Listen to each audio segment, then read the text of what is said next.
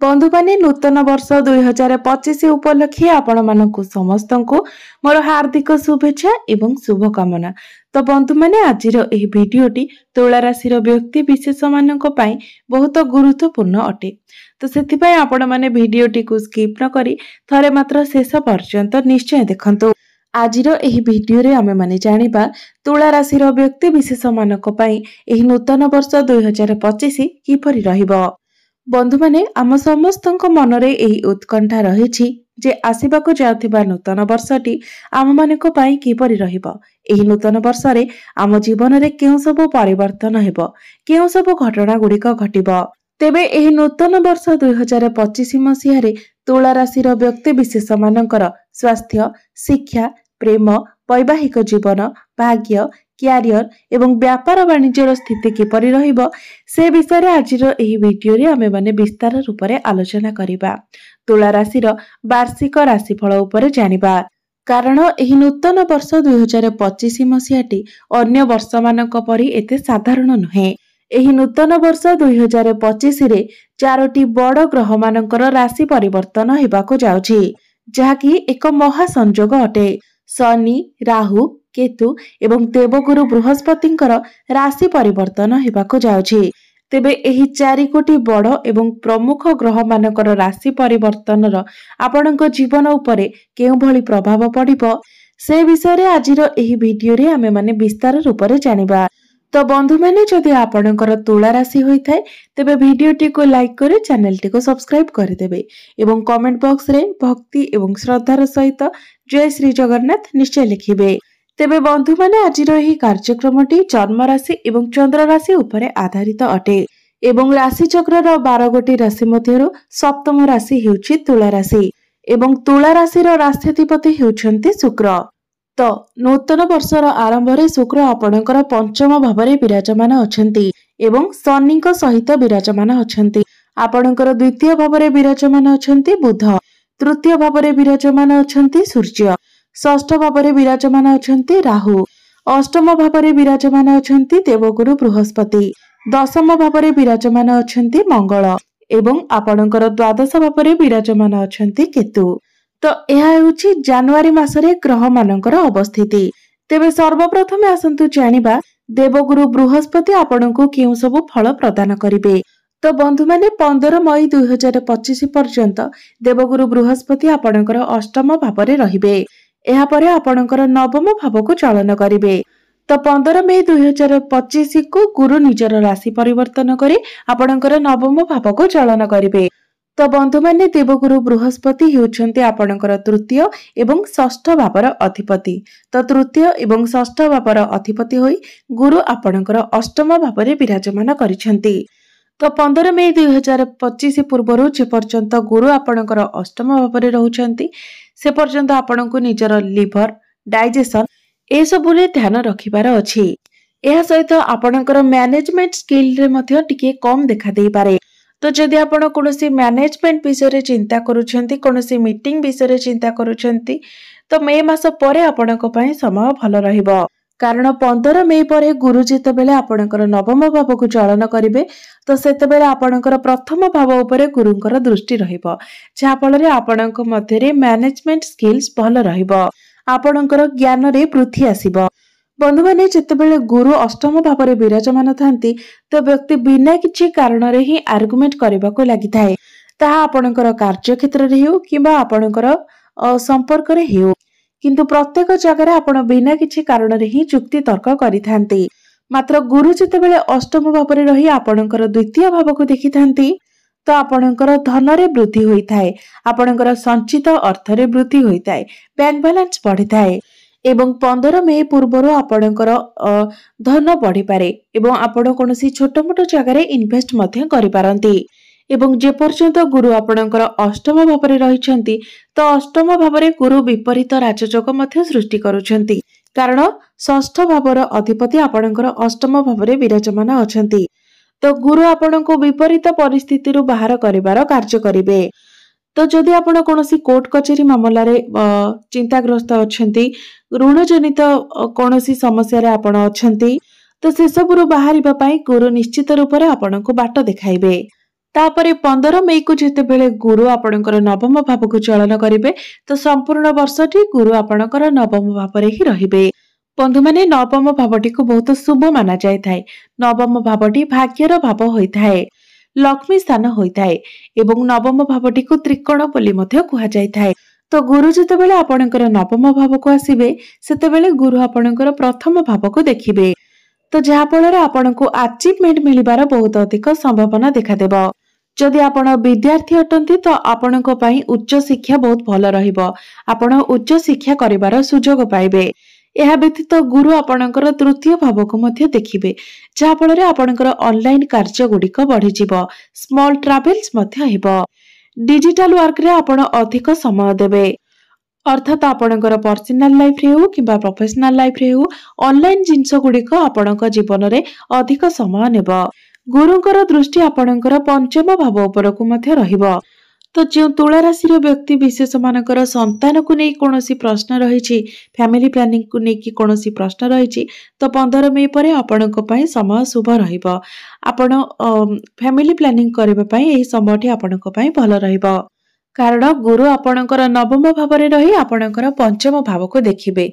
गुरु हेउछंती संतानर कारक ग्रह एवं पंचम भावटी हेउची संतानर भाव।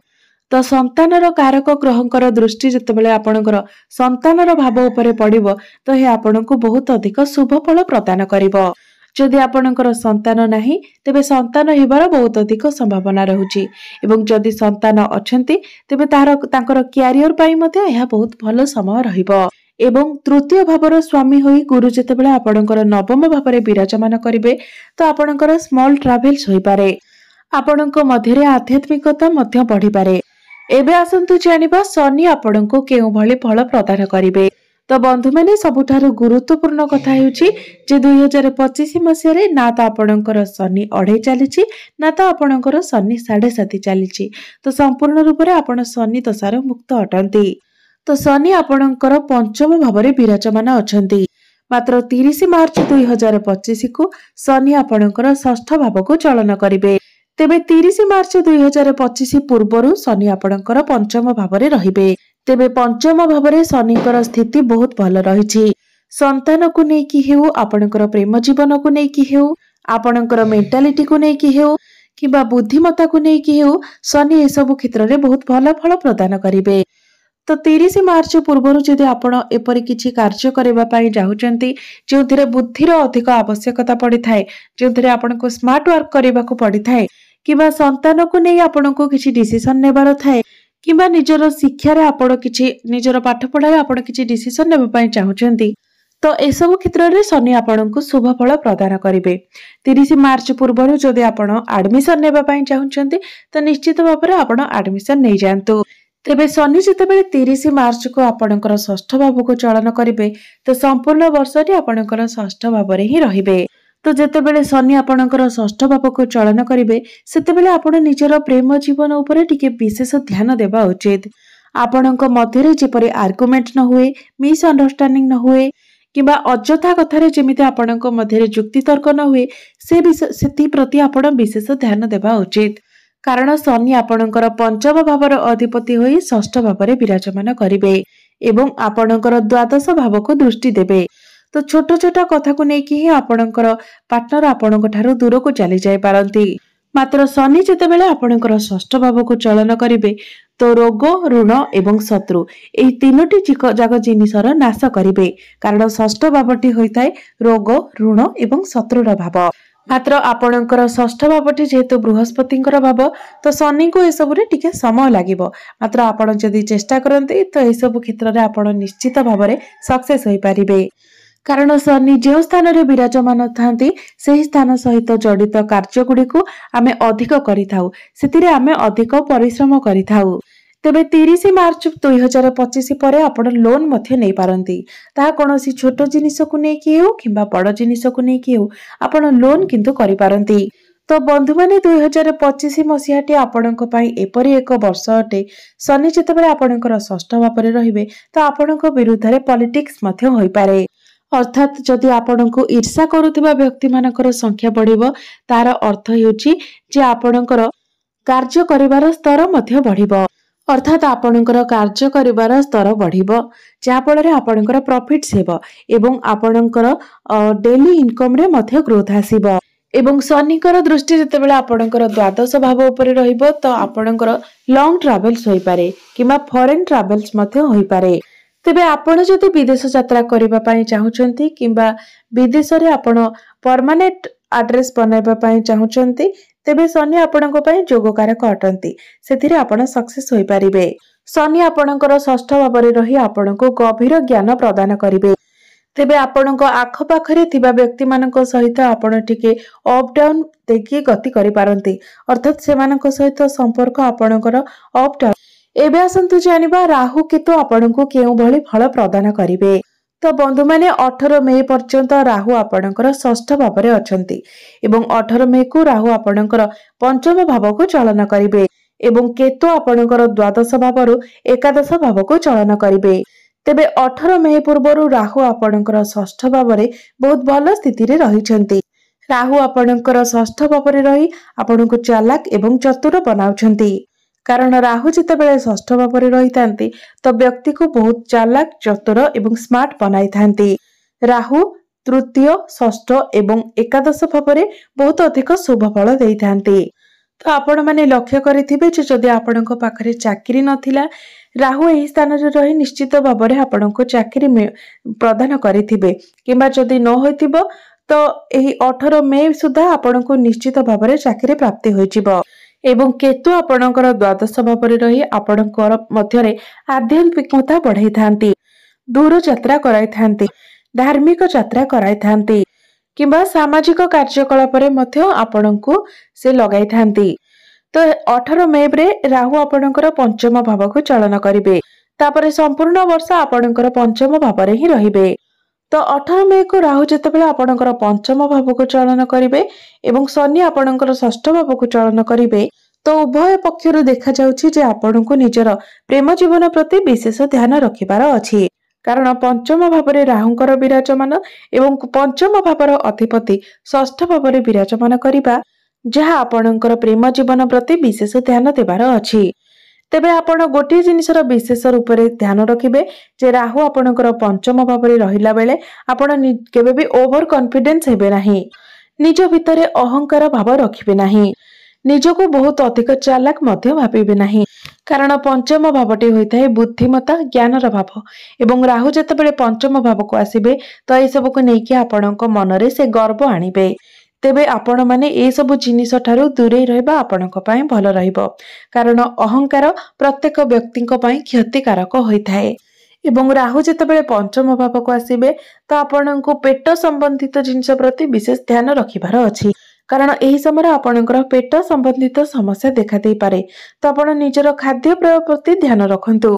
तो आपणको एही समय हेल्दी खाद्य खाइबार अछि डेली आपणको जोग व्यायाम एवं प्राणायाम करिबार अछि किछि ना किछि एक्सरसाइज करिबार अछि।